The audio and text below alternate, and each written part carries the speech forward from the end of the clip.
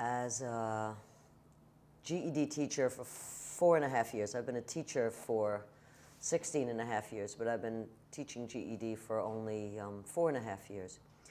But I've had a lot of students from foster homes, and from what I see, there have been some students who had at least some positive foster parents who they felt really cared about them and were there for them.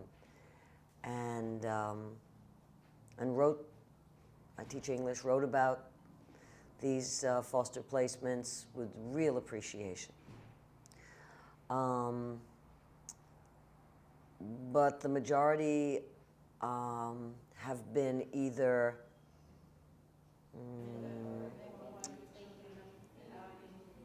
just okay to really horrendous.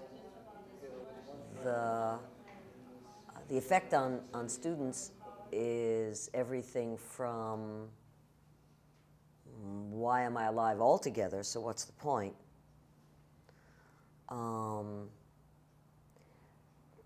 to how do I get to what I really need to get to school. Sometimes it's material assistance, sometimes it's emotional.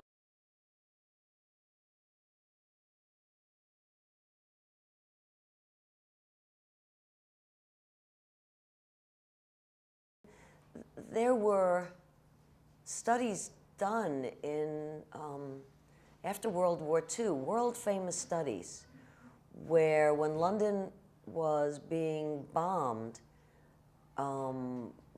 poor families had to have their children with them, and then rich families tended often to send their children to, including babies, to places where they would be out of harm's way of the bombing, and they would get the best food, medicine, clothing.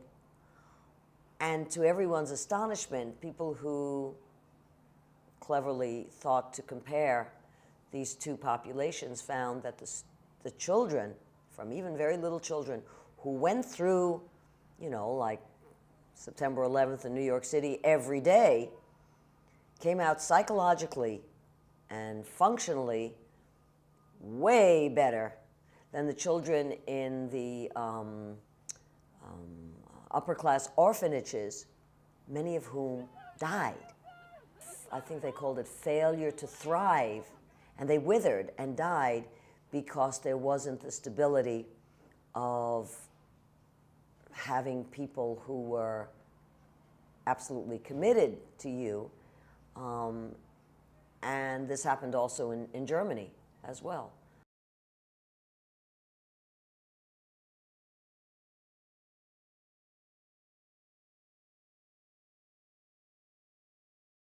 How to make functioning schools or take care of the needs of children with dysfunctional families is not a mystery. Countries in Sweden, from Sweden to Taiwan, are dealing with this issue. And if you really want to solve the problem, then you look at all the places in the world that are solving parts of it, and you put together the system that has the most successful parts of different systems, whether it's education or taking care of the needs of a child to have a family when their own biological family can't meet those needs. The other thing you would have to do, though, is reevaluate the fundamentalist religion of the United States, which is the worship of money. What are the real priorities? There are all kinds of tax breaks and bailouts and bonuses for banks and corporations and the military, and invading other countries in the name of who knows what. But money for young people and all people in our country, the majority of people, is something we just don't deliver. And I think it will be the end of the American empire, unless something thrilling and wonderful happens.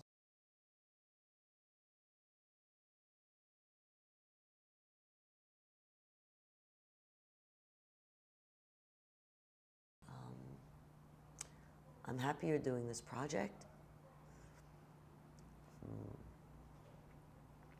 It's very important that all the people in our country and our city focus on the real and the important issues as best we can, because that's how the world moves forward, even in hard times.